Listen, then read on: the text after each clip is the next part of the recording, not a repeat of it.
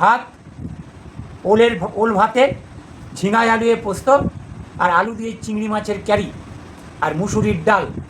তো বন্ধুরা আমাদের পাশে থাকবে, লাইক কমেন্ট সাবস্ক্রাইব করবে, তাহলে খাওয়াটা আমরা শুরু করছি।